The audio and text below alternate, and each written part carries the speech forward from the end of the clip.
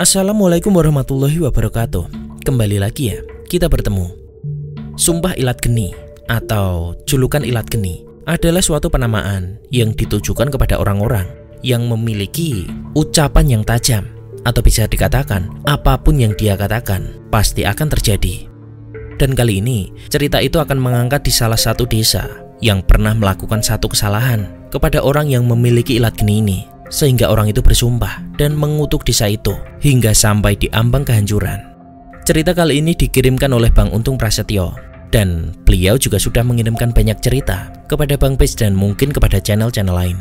Langsung saja, tanpa banyak basa-basi lagi, segera kita masuk ke ceritanya. Dan selamat datang di channel Bang Page Illustration.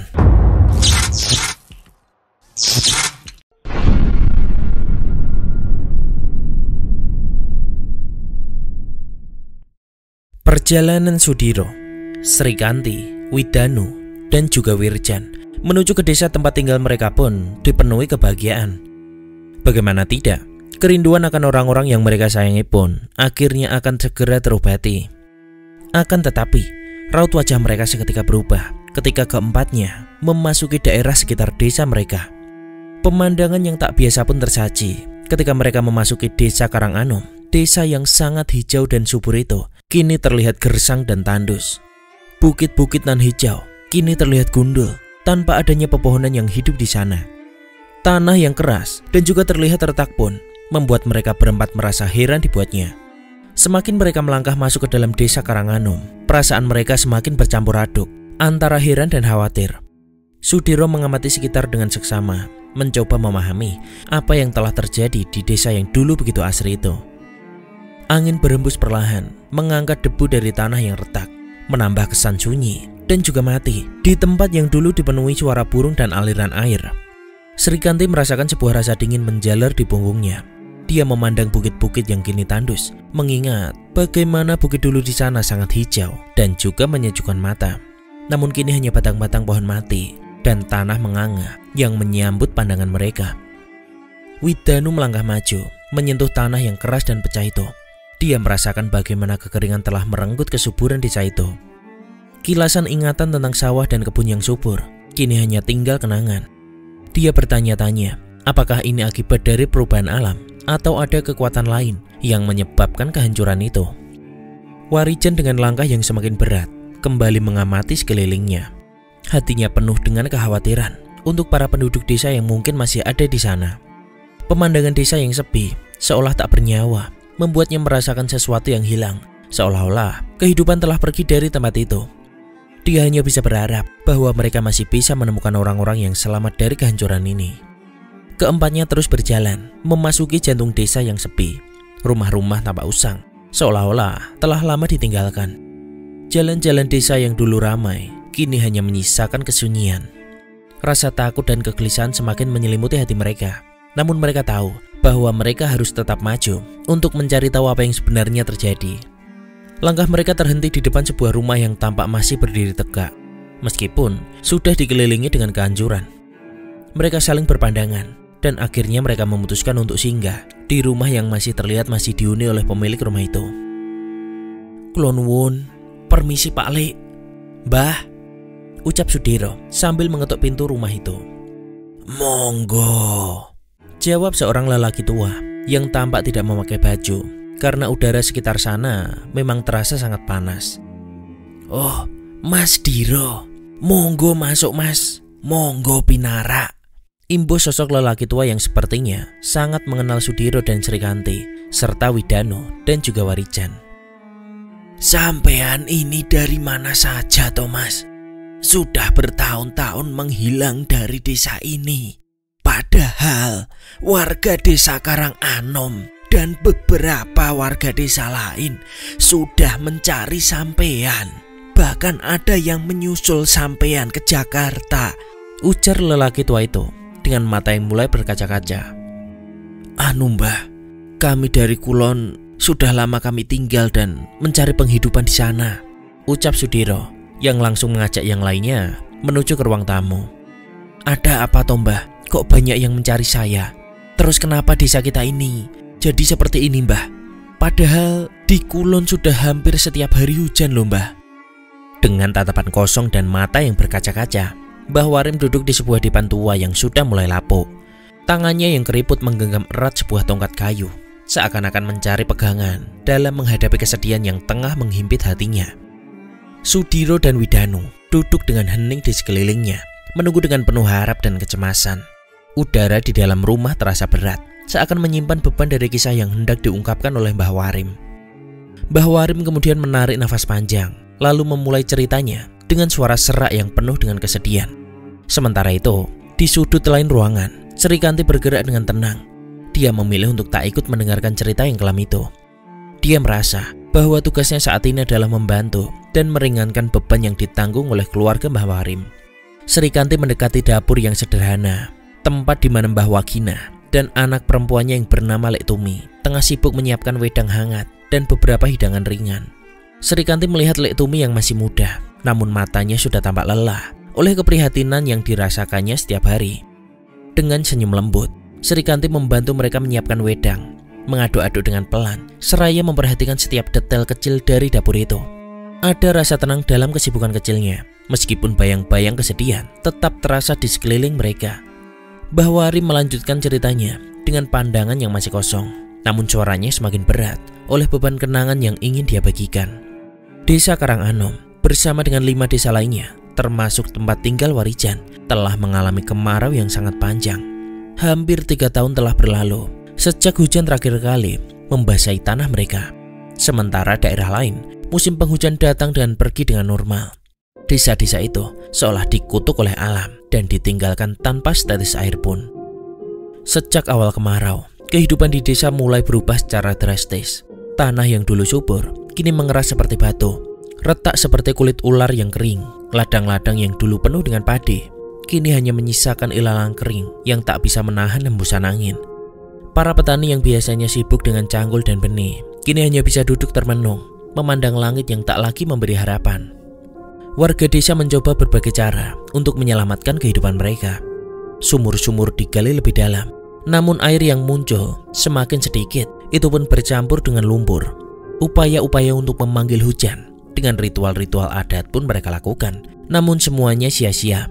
Hujan tetap tak datang dan semakin jauh meninggalkan desa-desa itu dalam kekeringan yang semakin menggigit. Di desa tempat tinggal Warijan pun mengalami nasib yang sama. Pepohonan yang dulu rimbun kini hanya tinggal ranting-ranting kering yang menjulur ke langit, seolah memohon belas kasihan dari alam. Sungai yang dulu menjadi sumber kehidupan utama di desa kini hanya berupa cekungan tanah kering yang ditumbuhi rumput liar. Penduduk yang tinggal di sana juga semakin sedikit karena banyak yang memilih pergi untuk mencari penghidupan di tempat lain, meninggalkan rumah-rumah yang mulai roboh dimakan waktu. 3 tahun tanpa hujan telah merubah segalanya. Kehidupan menjadi semakin sulit. Mbah Warim menggambarkan bagaimana rasa takut mulai merayap di setiap sudut desa. Ketakutan akan kelaparan dan penyakit yang datang tanpa air bersih, serta ketakutan terbesar dari semuanya adalah bahwa desa mereka mungkin tidak akan pernah pulih lagi. Meski begitu, ada juga yang memilih untuk bertahan. Mereka yang masih memiliki secercah harapan, yakin jika musim kemarau panjang itu pasti akan berakhir. Mereka yang percaya bahwa hujan akan datang dan membawa kehidupan kembali ke desa itu adalah mereka yang terus bertahan. Dengan segala keterbatasan, mereka tetap menanam benih, menjaga hewan ternak yang semakin kurus, dan berdoa di malam hari agar hujan segera turun. Ketika Mbah Warim menyelesaikan ceritanya, keheningan kembali menyelimuti ruangan itu. Di luar, angin berembus pelan, membawa serta debu-debu kering dari tanah yang retak. Bagi mereka yang mendengarkan, kisah yang telah disampaikan oleh Mbah Warim itu bukan hanya sekedar cerita tentang kemarau panjang, tapi juga tentang ketabahan, tentang harapan yang ada meski tipis, namun terus menyala di tengah kegelapan yang ekstrim. Di tengah kesulitan dan penderitaan yang mereka hadapi, mereka tahu jika mereka harus terus berjuang, mencari cara untuk mengakhiri kemarau ini, dan membawa hujan kembali ke desa mereka. Bagi Sudiro, Widanu, dan juga Warijan, kisah ini menjadi panggilan untuk bertindak, untuk mencari jawaban yang lebih dalam, dan mungkin untuk menemukan cara agar bisa mengakhiri kutukan yang menimpa desa ini. Setelah mendengar cerita itu, Widanu menyadari jika kemarau panjang yang melanda desa Karanganom bukanlah sekedar fenomena alam biasa. Dengan kemampuan spiritualnya yang tinggi, dia tahu jika ada sesuatu yang lebih dalam dan gelap yang sedang berperan di balik bencana yang menimpa desa itu. Tanpa membuang waktu, Widanu segera memfokuskan pikirannya. Dia memusatkan energi dalam dirinya untuk memulai penelusuran spiritual. Walaupun tubuhnya tetap diam di tempat dia duduk, dengan mata tertutup dan nafas teratur, Sukma Widanu telah meninggalkan raganya. Dalam sekejap, dia melayang di atas desa, mengamati keadaan dari sudut pandang yang tak bisa dilihat oleh mata biasa. Pemandangan desa Karanganom dari dunia spiritual tampak berbeda. Yang tampak bukan hanya bukit-bukit gersang dan tanah retak, tapi juga lapisan energi yang mengelilingi desa itu. Energi yang terasa berat dan juga sangat gelap. Sukmanya bergerak cepat, melintasi batas-batas desa, menyelidiki setiap sudut dan setiap jengkal tanah yang pernah subur. Dia melihat bagaimana energi negatif merambat seperti kabut hitam, menyelimuti desa dan menghambat aliran alami alam semesta. Tak ada tanda-tanda kehidupan yang biasa dia rasakan dari tanah dan pepohonan. Semua terasa mati, seolah-olah direnggut paksa dari dunia yang semestinya. Widanu terus menyelidiki, mencari sumber dari kekuatan gelap itu. Dan ketika dia sampai di sebuah bukit yang hijau, Widanu menemukan sesuatu yang ganjil. Di bawah permukaan bebatuan bukit itu, jauh tersembunyi dari pandangan mata biasa, terdapat sebuah titik pusat energi yang memancarkan aura hitam pekat. Titik itu terasa sangat kuat, seolah menjadi sumber dari semua kehancuran yang menimpa desa ini. Widanu mendekat, merasakan gelombang energi kekuatan negatif yang menyebar ke arahnya. Semakin dekat, semakin jelas dia merasakan jika itu bukanlah fenomena alam, melainkan sesuatu yang sengaja diletakkan atau memang sengaja untuk dibuat ada di sana. Energi itu terasa asing, seperti kekuatan kuno yang telah bangkit dari masa lalu dan mungkin terhubung dengan ritual atau kekuatan gaib yang telah lama dilupakan. Sukma Widanu mencoba menembus lapisan itu, berusaha menemukan apa yang tersembunyi. Di sana, dia melihat bayangan yang samar. Bayangan berupa bentuk-bentuk yang berputar, seperti kumpulan arwah yang terjebak dalam pusaran gelap. Mereka tampak menderita, tertarik dan ditarik oleh kekuatan yang mereka sendiri tak paham. Widanu sadar jika inilah inti dari masalah yang telah mengutuk desa itu dengan kemarau panjang. Setelah mendapati sesuatu yang mencurigakan itu, Widanu segera memutuskan untuk kembali ke tubuhnya. Dia tahu jika rahasia di balik kemarau itu lebih berat dari apa yang mereka kira, dan untuk memecahkannya, mereka harus menghadapi kekuatan yang tak kasat mata itu. Dengan tarikan nafas panjang, Sukma Widanu kembali ke dalam raganya.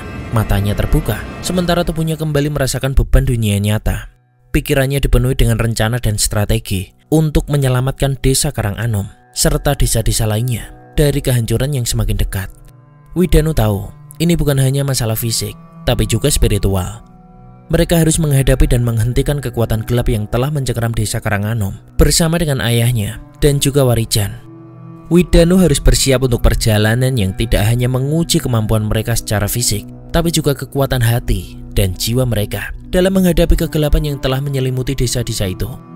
Wajahnya tampak tenang, namun ada ketegangan yang tersirat di balik ketenangan itu.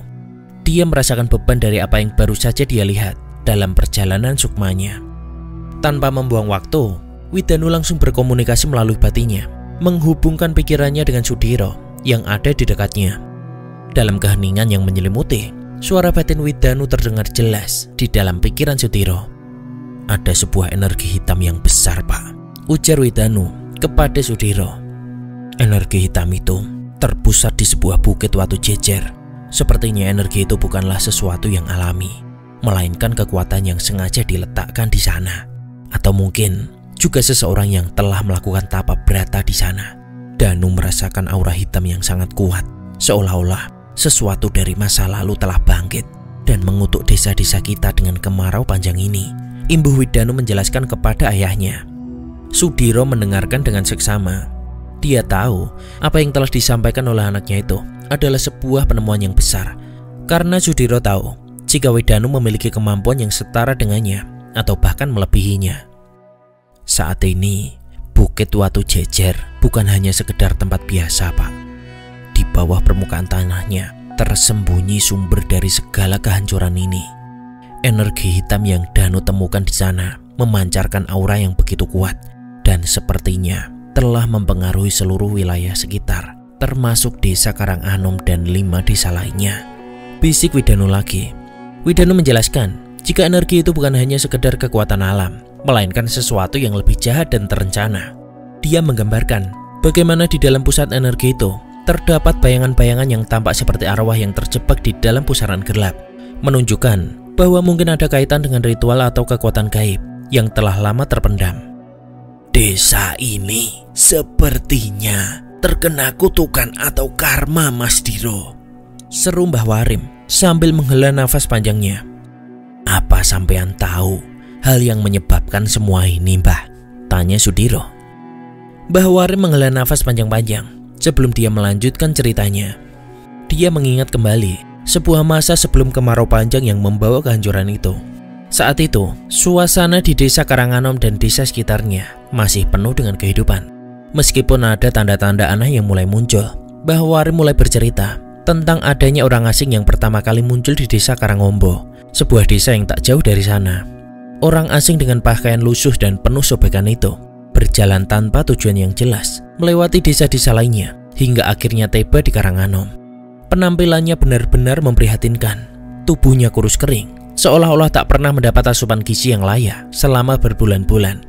Namun yang paling mencolok adalah luka besar yang menganga di bagian mulut serta sekitar wajahnya. Luka itu tampak mengerikan karena terlihat menghitam dan membusuk, serta mengeluarkan bau yang begitu menyengat, hingga membuat siapapun yang ada di dekatnya menjadi terasa mual. Bahkan beberapa penduduk yang melihatnya dari dekat menyebutkan jika luka dari mulutnya mengeluarkan ulat-ulat kecil berwarna putih yang menggeliat keluar, menambah kengerian pada penampilannya. Orang asing itu berjalan dengan langkah terseok-seok, seolah kehidupannya hanya tergantung pada sisa tenaga terakhirnya. Tak ada yang tahu dari mana dia berasal dan siapa dia sebenarnya. Tapi menurut warga yang dia datangi secara langsung, mengatakan jika orang itu terus meminta makan dan juga minum dari warga desa yang dia temui. Mbah Warim melanjutkan kisahnya dengan nada yang semakin muram. Saat orang asing itu tiba di desa Karanganom, penampilannya yang mengerikan membuat para penduduk merasa takut dan enggan mendekat. Luka menganga dan bau busuk, serta ulat-ulat kecil yang merayap keluar dari mulutnya, menciptakan rasa jijik dan ngeri di hati siapapun yang melihat. Namun, yang lebih tragis lagi adalah bagaimana cara penduduk desa menanggapi kehadiran orang itu. Meskipun beberapa orang merasa iba, tapi ketakutan dan rasa jijik jauh lebih besar, hingga tak ada satupun dari warga desa Karanganom yang memberikan dia makan atau minum. Kekhawatiran akan penampilan dan bau busuknya, ditambah dengan ketakutan akan kemungkinan tertular penyakit, atau mungkin bahkan terkena kutukan, membuat penduduk desa memilih untuk menjaga jarak. Orang asing itu berjalan perlahan, mata kosongnya menatap lurus ke depan, seolah-olah mencari sesuatu yang tidak pernah bisa dia temukan. Dia mengulurkan tangannya yang kurus kering, berharap ada yang memberinya seteguk air minum atau sebungkus nasi. Namun, semua orang menjauh. Mereka menutup pintu rumah dan mengunci jendela mereka, bahkan menghindari kontak mata dengan pria asing itu. Desa yang biasanya penuh dengan keramahan dan kebaikan hati, kini berubah menjadi tempat dingin yang tidak ramah, diliputi juga oleh rasa takut yang mendalam. Seiring berjalannya waktu, orang asing itu terus bergerak ke arah Bukit Watu Jejer, hingga akhirnya jasadnya ditemukan di bawah kaki bukit itu dengan kondisi yang lebih mengenaskan. Kondisinya hampir busuk dan membuat warga desa enggan untuk menguburkan orang itu dengan layak. Hingga akhirnya kepala desa setempat bersama dengan para pamongnya memutuskan untuk membayar mahal siapa saja yang mau menguburkan orang asing itu. Dan setelah mendapat harga yang cukup besar, akhirnya 4 orang pemuda desa bersedia untuk membawa mayat orang asing itu ke atas Bukit Watu Jejer dan menguburnya di sana. Setelah selesai, kemarau panjang mulai menimpa desa itu. Hujan berhenti turun, dan seiring waktu, tanah mulai mengering, sungai-sungai mulai mengecil, hingga akhirnya menjadi aliran yang nyaris tak terlihat. Sumur juga semakin dangkal. Tanpa meninggalkan sedikit air pun, penduduk desa yang dulu enggan memberikan makanan dan minuman kepada orang asing itu, kini mulai merasakan akibat dari tindakan mereka. Rasa bersalah, ketakutan, dan penyesalan mulai menyelimuti desa Karangsari.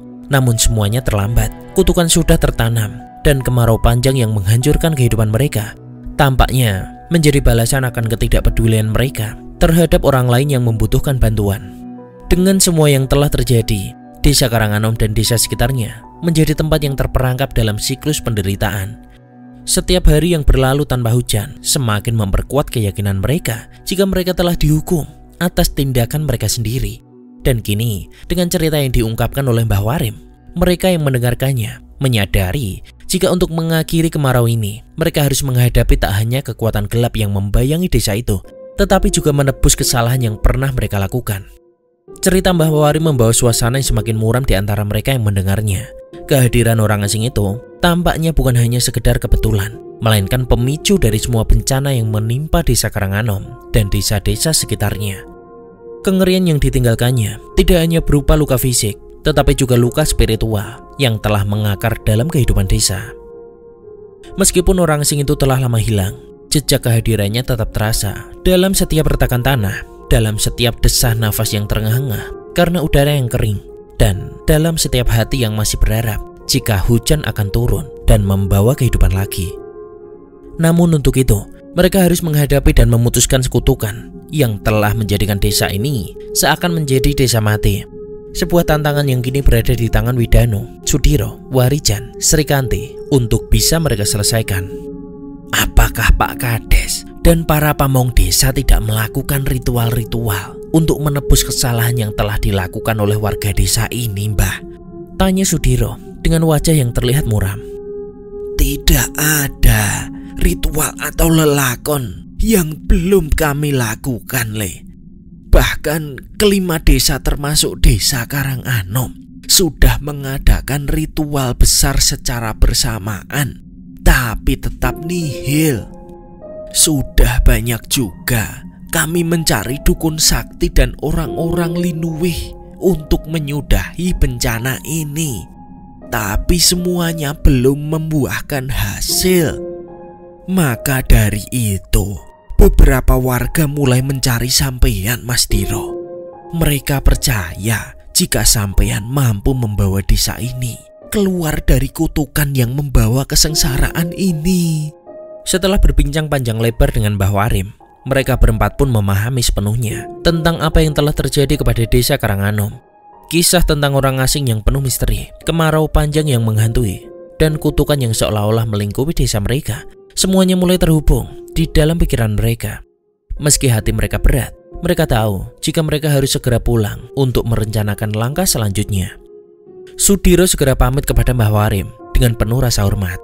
Mbah Warim, meski sudah tua dan lelah, tetap menyampaikan doanya agar mereka menemukan solusi untuk mengakhiri kemarau panjang yang membuat mereka sengsara.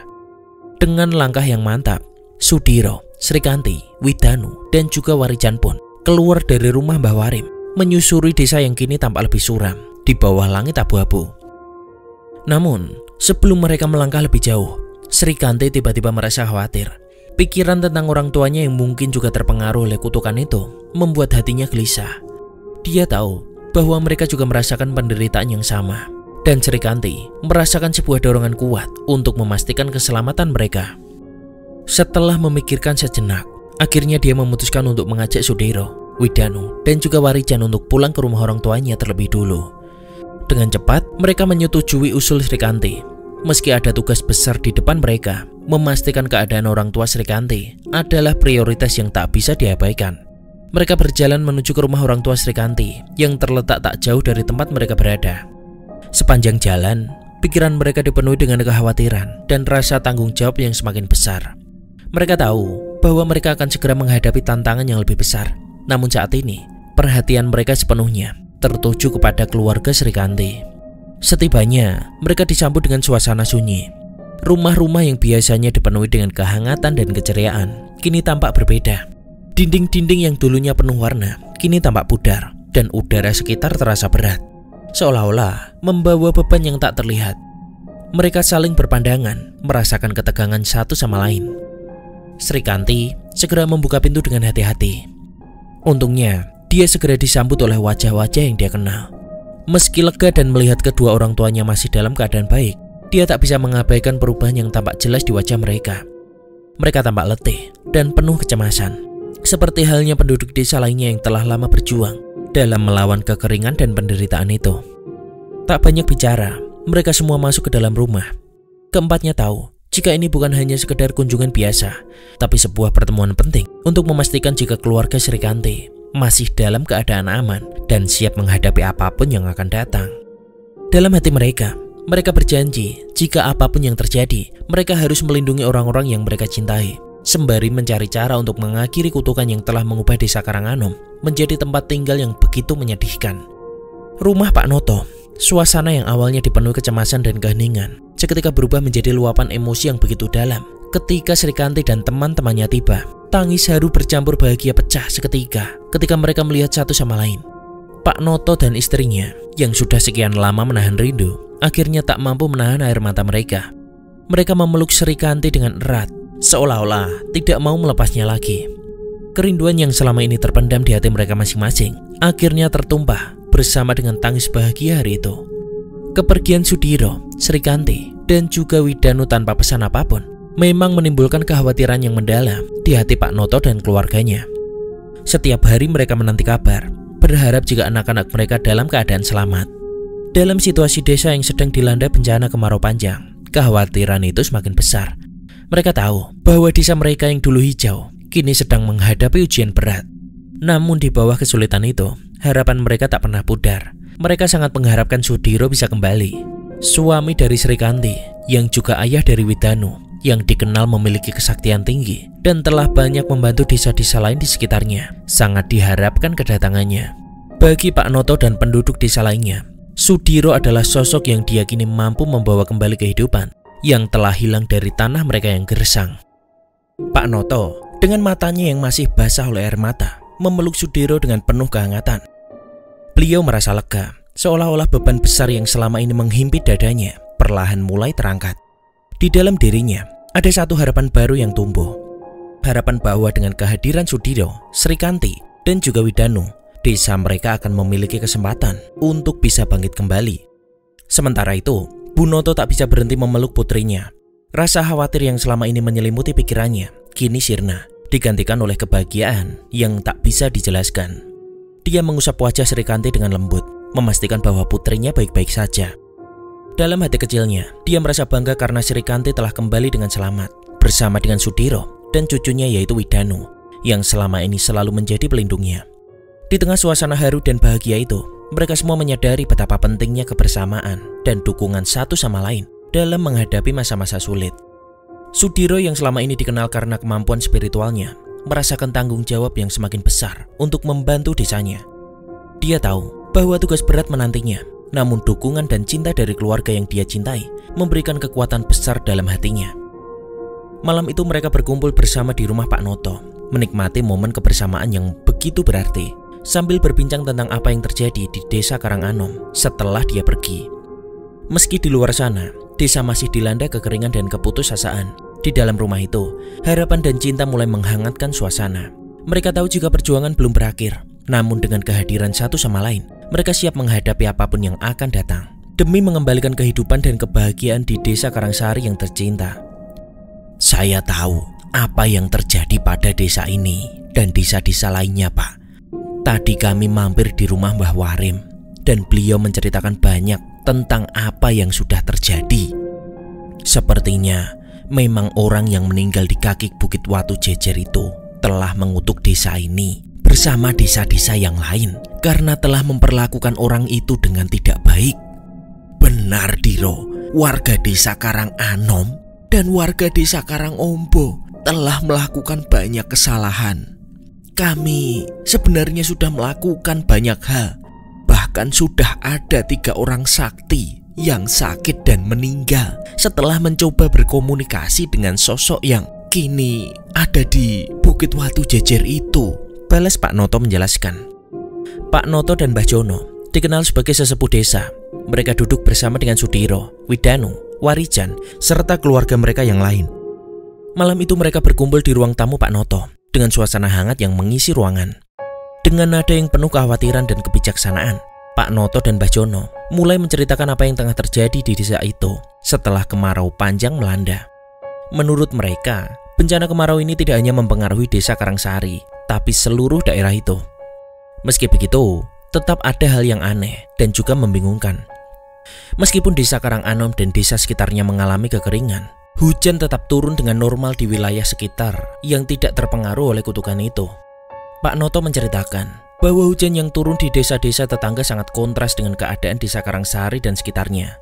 Desa-desa yang tidak terkena kutukan itu, hujan turun dengan rutin dan memberi kehidupan kembali pada tanah yang subur, serta memastikan hasil panen yang melimpah. Namun, di desa yang terkena kutukan itu, hujan tak pernah datang. Langit selalu terlihat cerah dan kosong, tanpa ada tanda-tanda hujan akan turun. Yang lebih mencengangkan lagi, batas antara daerah yang terkena kutukan dan tidak sangat jelas terlihat. Ketika hujan turun di sekitar desa yang aman, garis batas antar daerah itu nampak gersang dan sangat mencolok. Batas itu seolah-olah ditandai dengan jelas oleh sebuah dinding yang tidak kasat mata, yang memisahkan dua dunia yang berbeda. Di satu sisi, tampak hijau dan segar, sementara di sisi lain, gersang dan tandus. Seperti ada suatu kekuatan yang menahan hujan untuk tidak memasuki wilayah itu. Mbah Jono menambahkan, jika apa yang terjadi di sana tidak hanya menimbulkan kebingungan di kalangan penduduk, tetapi juga meningkatkan rasa ketidakpastian, juga ketakutan. Mereka tidak bisa memahami mengapa fenomena ini terjadi dengan cara yang begitu mencolok. Dan banyak dari mereka mulai percaya jika kutukan itu memiliki kekuatan yang jauh melampaui pengetahuan mereka. Para penduduk desa yang mencoba mencari solusi atau bantuan seringkali merasa frustasi. Mereka sudah mencoba berbagai cara untuk menarik hujan, namun usaha mereka selalu sia-sia. Beberapa berpikir jika itu bukanlah kutukan, namun sekedar bencana alam. Beberapa malah berpikiran jika ini merupakan hasil dari tindakan seseorang yang memiliki kekuatan jahat atau ritual kuno yang tidak mereka ketahui. Pak Noto dan Mbah Jono berharap jika kembalinya mereka berempat bisa menemukan penyebab dan solusi dari masalah ini. Kehadiran mereka, terutama Sudiro dengan kemampuan spiritualnya, memberikan harapan baru bagi desa-desa yang sedang menderita. Malam itu, di tengah kebersamaan dan percakapan yang mendalam, mereka semua merasakan beban berat yang harus mereka hadapi. Namun, dengan informasi yang diperoleh, mereka mulai merencanakan langkah-langkah berikutnya.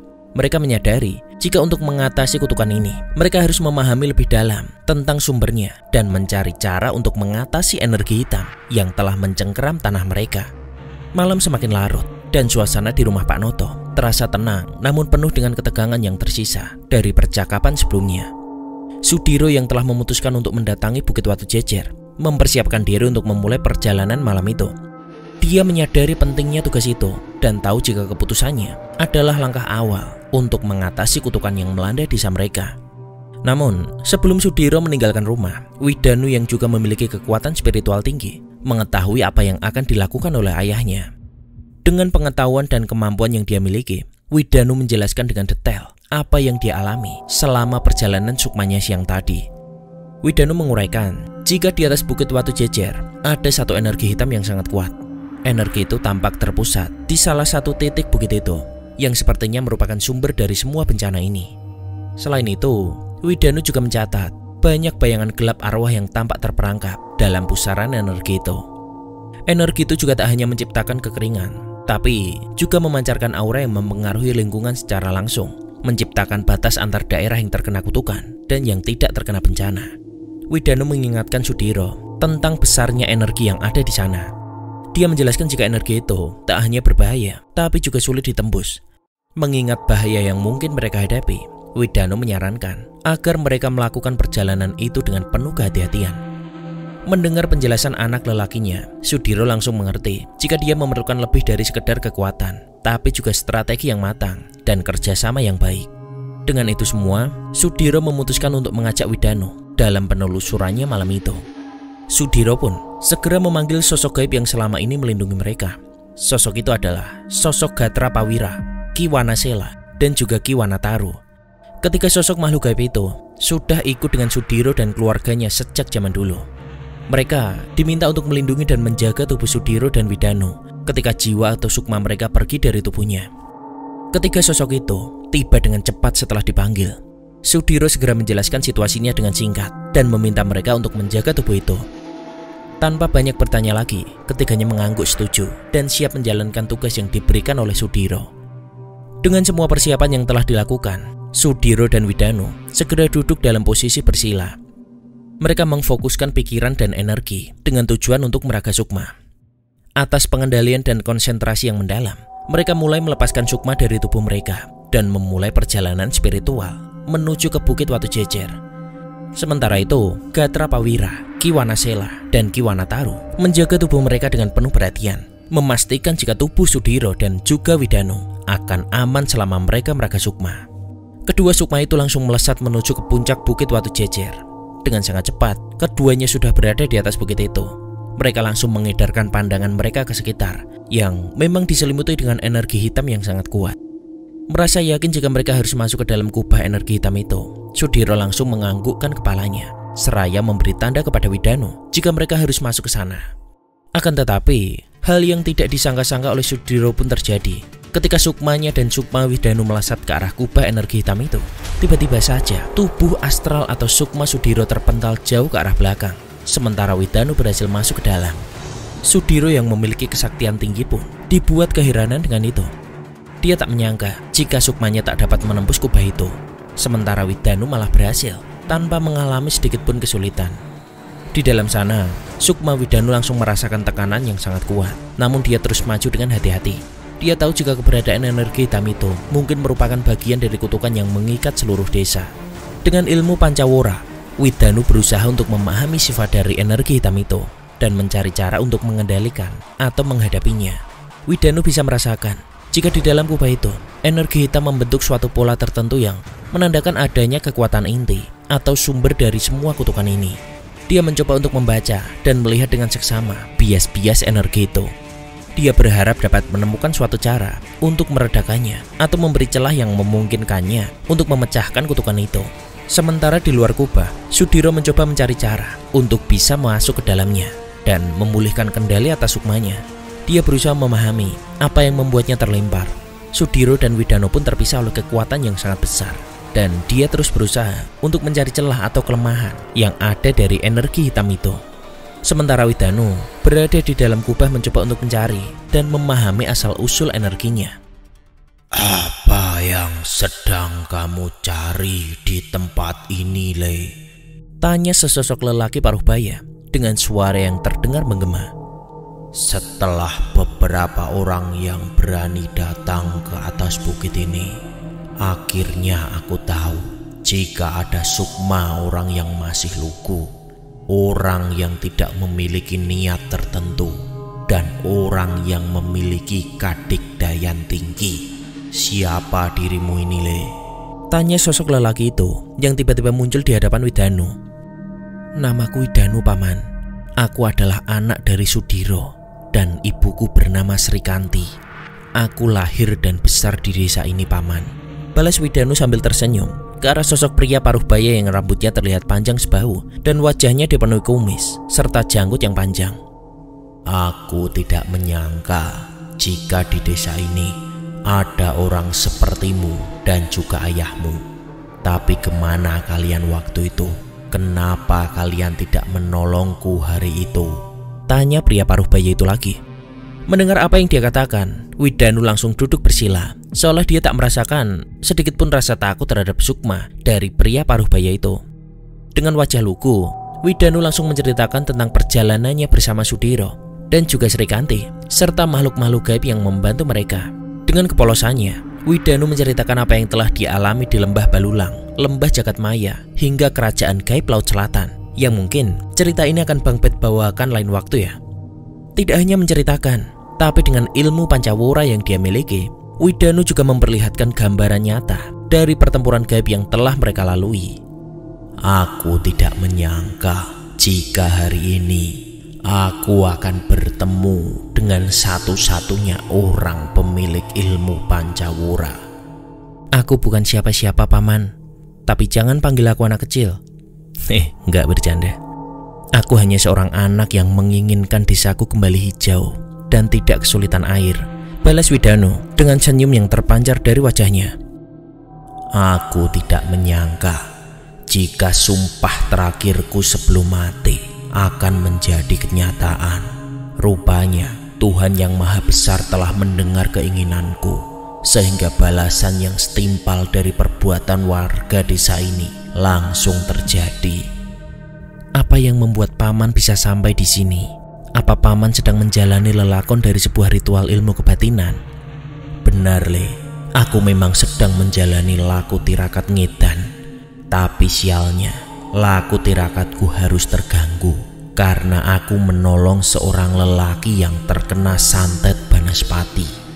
Setelah aku mengobati lelaki itu, Aku tidak sadar jika sang pengirimnya menyerangku hingga aku mengalami luka di bagian wajahku yang membuat mulutku hancur dan membusuk.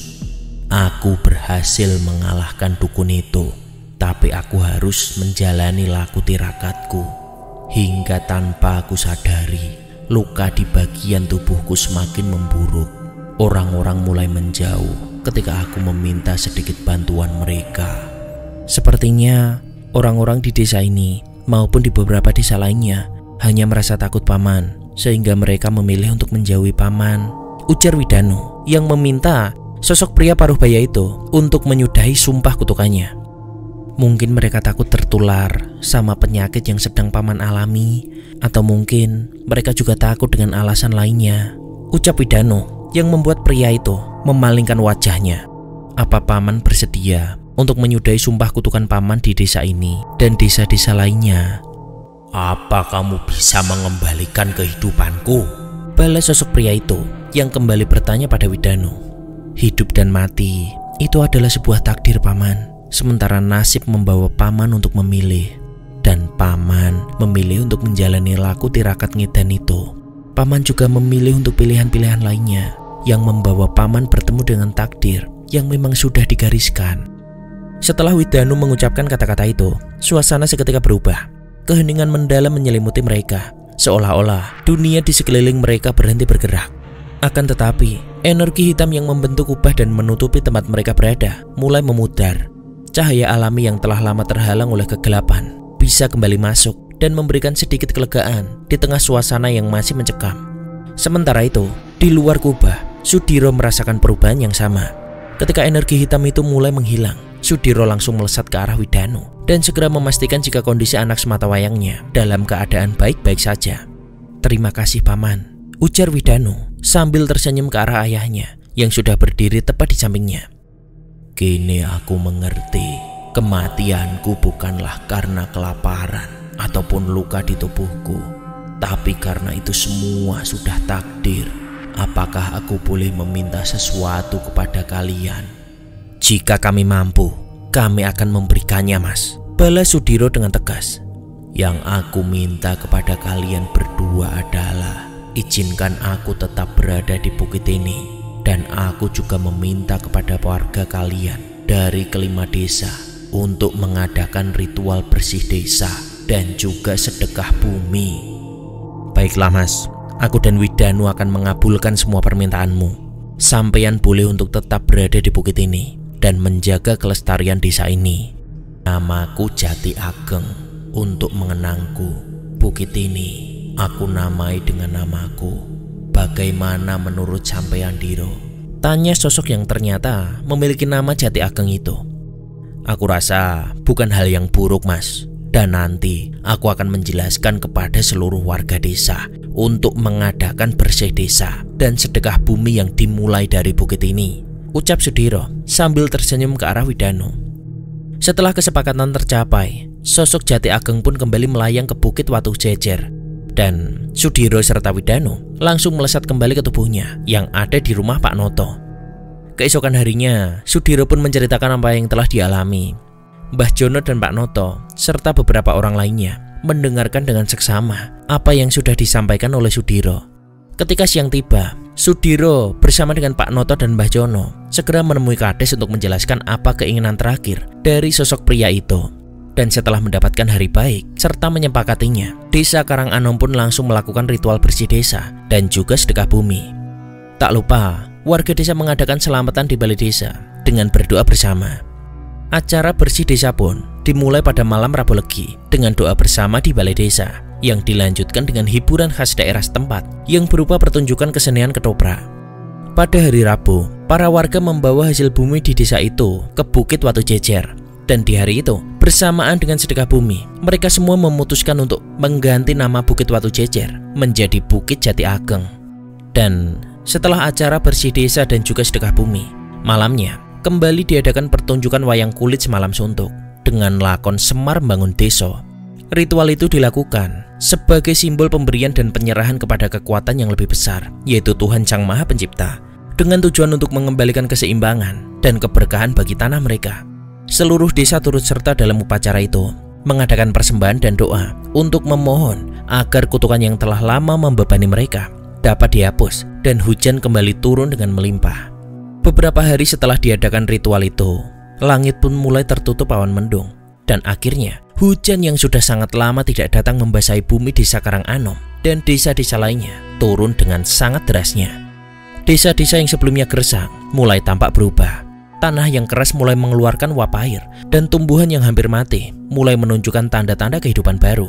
Daun yang kering perlahan menyegarkan diri mereka, dan tanaman mulai tumbuh kembali dengan semangat baru. Setiap tetes hujan, kehidupan tampak kembali mengalir di tanah yang telah lama terlupakan. Dan para penduduk desa yang telah lama menunggu dengan penuh harapan juga merasakan kebahagiaan yang mendalam saat mereka melihat perubahan itu. Mereka berdiri di luar rumah mereka, mengangkat tangan mereka ke langit, dan merasakan hujan membasahi tubuh mereka. Air hujan yang dulunya dianggap sebagai simbol penderitaan berkepanjangan, kini menjadi lambang pemulihan dan juga harapan baru. Ritual dan doa bersama yang telah dilakukan menjadi satu momen yang sangat berarti, menandai akhir dari masa-masa sulit dan awal periode baru yang penuh dengan kemungkinan. Dengan hujan yang kini turun deras, desa yang sebelumnya dilanda kemarau kini mulai merasakan keajaiban dan kebangkitan yang sudah sangat dinantikan. Dan sejak saat itu, ritual bersih desa serta sedekah bumi pun terus dilakukan hingga saat ini. Sudiro, Srikanti, Widanu, dan juga Warijan pun kembali merasakan kehangatan dan kebahagiaan di desa mereka. Kedatangan Sudiro yang sangat dinantikan oleh warga desa Karanganom dan seluruh keluarganya benar-benar memberikan manfaat yang tak terkira bagi mereka. Masalah besar yang selama beberapa tahun terakhir dialami warga desa akhirnya juga dapat berlalu dan berganti menjadi kebahagiaan. Walau Widanu memegang peran yang sangat penting dalam menghapus sumpah petaka yang diucapkan oleh sosok Jati Ageng itu, dia dan kedua orang tuanya tak ingin jika orang-orang akan tahu kemampuannya. Widanu sengaja menutup jati dirinya dan memilih bersikap sebagai orang biasa agar kehidupannya terasa tenang dan penuh dengan kebahagiaan. Sekian cerita yang bisa Bang B sampaikan. Terima kasih sudah menonton sampai selesai. Dan wassalamualaikum warahmatullahi wabarakatuh.